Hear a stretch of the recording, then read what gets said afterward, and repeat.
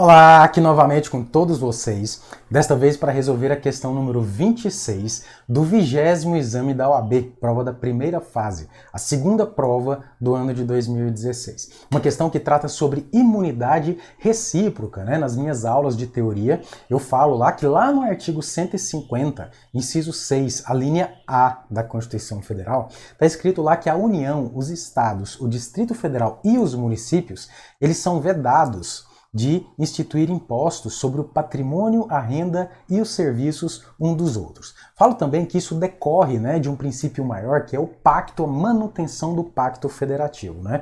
Basta você imaginar a possibilidade do Estado mandando um boleto de PVA para o município ou para a União, o município mandando um boleto de IPTU para o Estado e para a União, e por aí vai. Ou seja, é uma causa de conflito entre os entes federativos e colocando em xeque até mesmo o pacto federativo. Portanto, essa é a razão da imunidade tributária, a imunidade recíproca que é dada entre os entes federativos e que está na Constituição Federal. Vamos ler a questão e vamos entender isso tudo?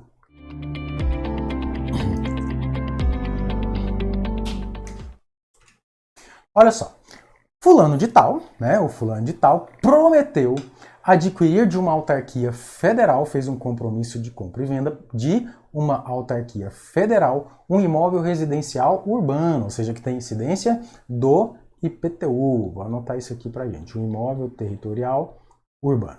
O sinal e a parte substancial do preço são pagos no momento da lavratura da escritura pública de promessa de compra e venda. O que eu tenho? Eu não tenho uma compra e venda, eu tenho uma promessa de compra e venda que vai se efetivar. Não há transferência da propriedade plena, o que é prontamente registrado no cartório de registro de imóvel.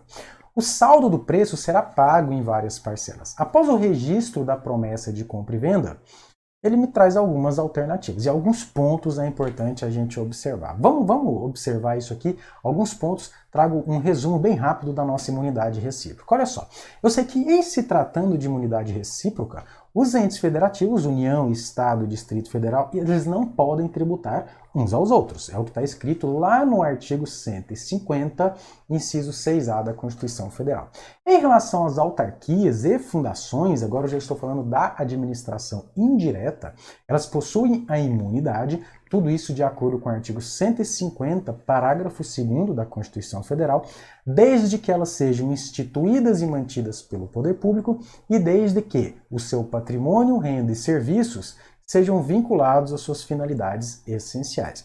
Mas, ao mesmo tempo, estas autarquias e fundações, elas perdem as suas imunidades quando elas são voltadas para a exploração de atividades econômicas.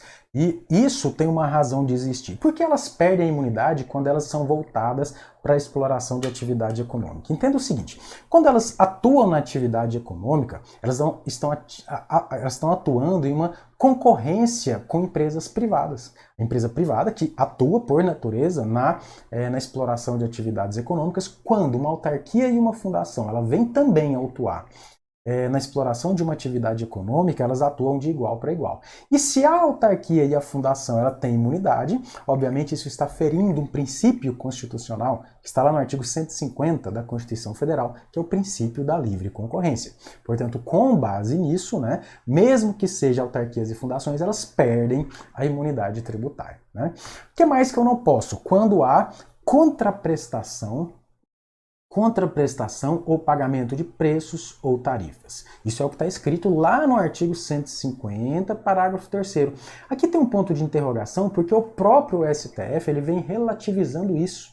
Né? Ou seja, nos casos em que é um serviço público, tem monopólio, não ofende o princípio da livre concorrência e apenas a cobrança de preços e tarifas, né? Isso aconteceu, por exemplo, em algumas companhias de abastecimento de água, algumas autarquias, né, no Brasil que fazem o fornecimento de água, o tratamento de esgoto e cobram tarifa por isso. Isso foi parar no STF. Elas são imunes ou não? E o STF entendeu. O simples fato de haver a cobrança de tarifa não exclui a imunidade. Aliás, repito o que eu sempre falo em todas as minhas aulas de imunidade. Imunidade se entende como análise principiológica, análise teleológica, interpretação teleológica, uniformização de princípios. E agora a parte que nos interessa, o que ele ainda me diz, o que que o artigo 150, parágrafo 3º ainda me diz? Ó, e nem exonera o promitente comprador da obrigação de pagar o imposto relativamente ao bem imóvel, o que é reforçado pela súmula 583. Então entenda o seguinte, na minha aula eu falo exatamente esse exemplo. O professor Lucas, pessoa física, comprou da autarquia, de uma autarquia que tem imunidade um determinado imóvel. Portanto, a autarquia ela vinha sem pagar o imposto, sem pagar o IPTU. O professor Lucas fez um compromisso de compra e venda. Cuidado, eu não transmiti a propriedade, eu fiz um compromisso de compra e venda, vou pagar isso em várias parcelas. Quando eu quitar, o imóvel passa para a minha propriedade. Mesmo assim, eu registrei na matrícula do imóvel esse compromisso de compra e venda, tá certo? E aí o que me diz? Professor Lucas, eu posso chegar e falar assim, eu posso até ficar no imóvel aqui durante 20 anos, que é o prazo que eu levo para quitar, mas eu só vou pagar o IPTU depois que eu quitar ou eu já passo a pagar o IPTU de forma imediata? E o que me diz tanto o artigo 150, parágrafo 3º, quanto a súmula 583 do STF é, professor Lucas, você já passa a pagar, você não é beneficiado, você já tem a posse, com animus domini, portanto você já é contribuinte do IPTU e você não pode se beneficiar de uma imunidade que foi deferida para as autarquias e não para você, tá certo? Então é isso que está aqui e eu vou puxar aqui a súmula 583, que está bonitinha aqui, ó, para a gente entender a súmula 583. Então o que está me falando? O que está me falando a súmula 583 aqui, né? Súmula 583, promitente e comprador de imóvel residencial transcrito em nome de autarquia é contribuinte do IPTU. Pronto, morreu a nossa discussão.